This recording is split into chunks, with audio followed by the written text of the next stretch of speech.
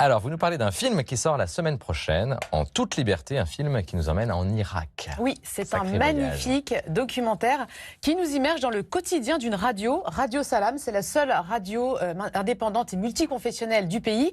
Et 7 journalistes, issus de toute confession et toute communauté, vont à la rencontre des déplacés et des réfugiés irakiens, soit dans les camps, soit dans Mossoul en ruine. Regardez cet extrait de la bande-annonce. Here I have the opportunity to meet people who want to invent a new way of life.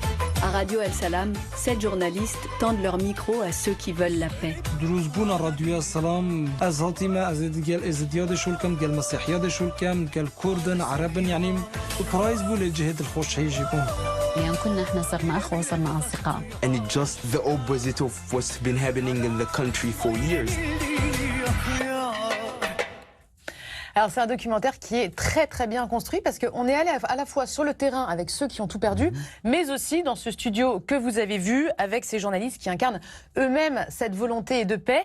Et d'ailleurs, leurs reportages résonnent très souvent avec leurs histoires personnelles, ce qui rend le propos du film extrêmement sincère. Alors c'est un documentaire qui démontre aussi que la reconstruction de l'Irak passe par la renaissance du lien social. En toute liberté, une radio pour la paix, c'est un très beau film de Xavier de Lausanne et ce sera en salle dès mercredi prochain. Et ça donne envie. On poursuit, Constance, avec la sortie d'une revue. Philippe, ça va vous intéresser.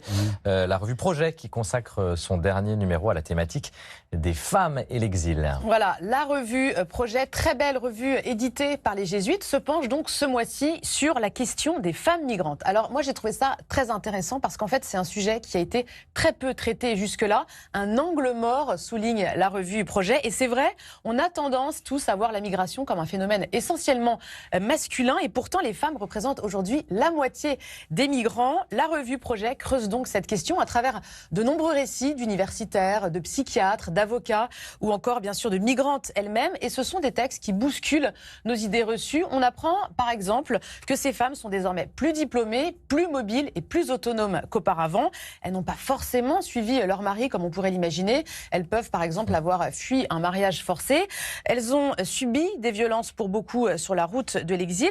Et puis, il y a un papier très intéressant sur leur situation une fois dans le pays, une fois arrivées dans le pays, sur les travailleuses migrantes essentielles et déplacées qui soulignent leur grande capacité d'insertion et leur forte représentation dans les métiers essentiels. Voilà, la revue Projet, une revue qui donne des clés pour comprendre et qui, par ailleurs, est très bien illustrée.